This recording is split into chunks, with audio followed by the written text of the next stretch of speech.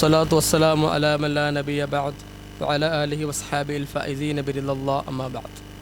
സഹോദരന്മാരെ, സഹോദരികളെ, അസ്സലാമു അലൈക്കും വറഹ്മത്തുള്ളാഹി വബറകാതുഹു. ഹജ്ജിനായിക്കൊണ്ട് പുറപ്പെടുമ്പോൾ, അതിൻ്റെ യാത്രക്കൊരുങ്ങുമ്പോൾ, ആ യാത്രയിൽ നമ്മൾ ഒരുക്കേണ്ടതായ, കയ്യിൽ കരുതേണ്ടതായ ഏതാനും ചില കാര്യങ്ങളെക്കുറിച്ച് മാത്രം പരിചയപ്പെടുത്തുകയാണ്. സാധാരണയായി നമ്മുടെ നാട്ടിലൊക്കെ ഹജ്ജിന് പുറപ്പെടുക എന്നുള്ളത് ഒരു വലിയ ആഘോഷമായി, അതല്ലെങ്കിൽ അത് ഏതൊക്കെയോ തരത്തിലുള്ള ഒരു ദുരഭിമാനത്തിൻ്റെ പ്രകടനമായിക്കൊണ്ട് മാറിക്കൊണ്ടിരിക്കുന്ന ഒരു കാലഘട്ടമാണ് നാം കണ്ടുകൊണ്ടിരിക്കുന്നത്.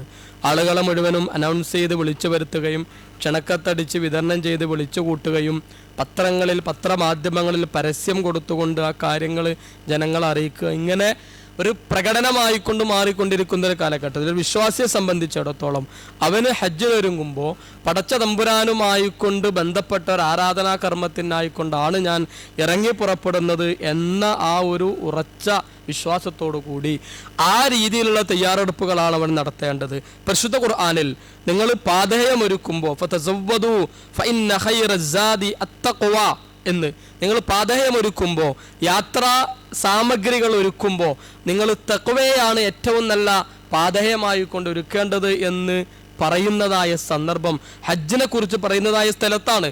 അൽ ഹജ്ജു അശ്ഉറുൻ മഅലൂമാത്തുൻ എന്ന് തുടങ്ങുന്നതായ സൂറത്ത് ബഖറയിലെ വചനത്തിലാണ് പടച്ച തമ്പുരാൻ ഈ പാഥേയത്തെക്കുറിച്ച് പരിചയപ്പെടുത്തുന്നത്. അപ്പം ഏറ്റവും പ്രധാനപ്പെട്ട ഹജ്ജിന് വേണ്ടി നമ്മൾ ഒരുങ്ങുന്നതായ, നമ്മൾ നടത്തുന്നതായ ആ യാത്രയിൽ നമ്മൾ കയ്യിൽ കരുതേണ്ട ഏറ്റവും വലിയതായ ആയുധം, അതല്ലെങ്കിൽ സാമഗ്രി എന്നുള്ളത് അത് തീർച്ചയായും തഖ്വയായിരിക്കണം.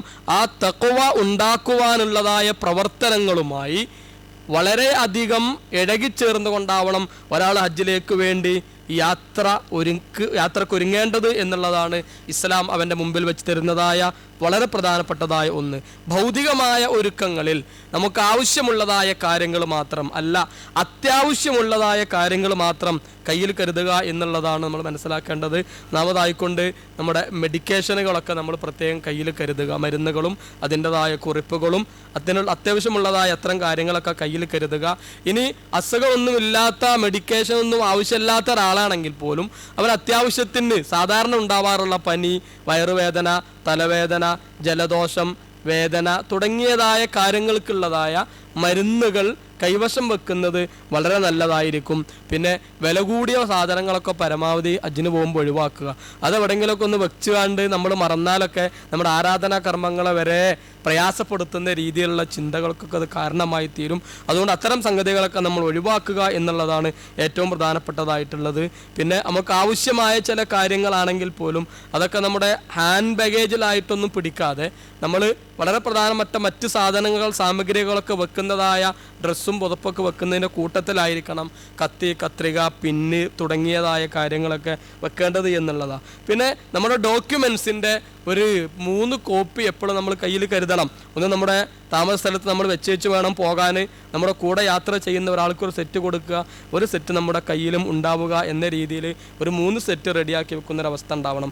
പിന്നെ നമ്മുടെ ചിലവുകൾ എന്തൊക്കെയാണെന്ന് നേരത്തെ തന്നെ പ്രീ പ്ലാൻ ചെയ്യണം, കണക്ക് കൂട്ടണം. നമ്മൾ എന്തൊക്കെയാണ് എനിക്ക് ചിലവുണ്ടാവുക, എന്തൊക്കെയാണ് എനിക്ക് ആവശ്യമുള്ളത്, എവിടെയൊക്കെയാണ് എനിക്ക് പൈസ ആവശ്യമുള്ളത് കണക്ക് കൂട്ടിയിട്ട് ആവശ്യത്തിനുള്ളതായ പണം കയ്യിൽ കരുതുക എന്നുള്ളതാണ്.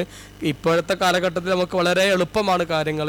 ATM കാർഡുകളൊക്കെ കയ്യിൽ കരുതി കഴിഞ്ഞാൽ അത്യാവശ്യമുള്ള സമയത്തൊക്കെ നമുക്കത് ഉപയോഗിക്കാനുള്ളതായ സൗകര്യങ്ങൾ മശായറുകളൊക്കെ ഒരുക്കിയിട്ടുണ്ട് എന്നുള്ളത് കൊണ്ട് തന്നെ അത് കുറച്ചുകൂടി എളുപ്പമായിരിക്കും.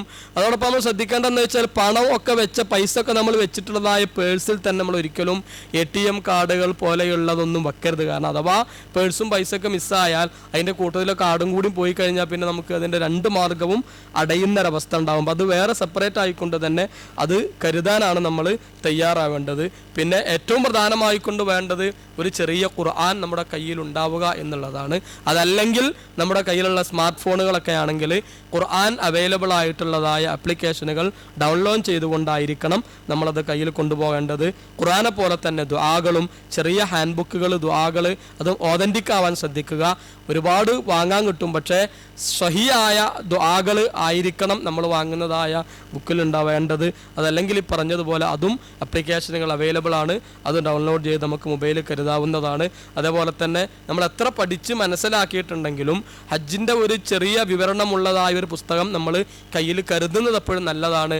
അതല്ലെങ്കിൽ അതിനും തന്നെ ആപ്ലിക്കേഷനുകളുണ്ട്, അതും നമുക്ക് മൊബൈലിൽ ഡൗൺലോഡ് ചെയ്തുകൊണ്ട് കയ്യിൽ കരുതുന്നത് ഉപകാരപ്രദമായിരിക്കും. അതേപോലെ നല്ല ഖുതുബകൾ, നല്ല പ്രസംഗങ്ങളുടെ കളക്ഷനുകൾ നമ്മൾ അതേപോലെ തന്നെ കയ്യിൽ കരുതുക.